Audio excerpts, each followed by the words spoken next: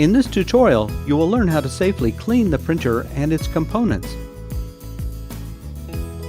Open the top cover.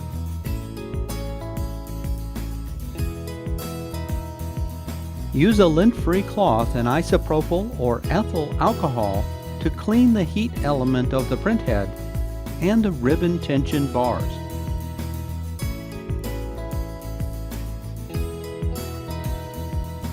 Remove the ribbon.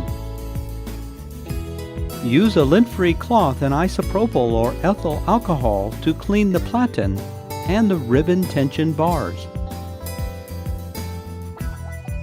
Remove the cleaning roller. Use a lint-free cloth and isopropyl or ethyl alcohol to clean the cleaning roller. Replace the cleaning roller.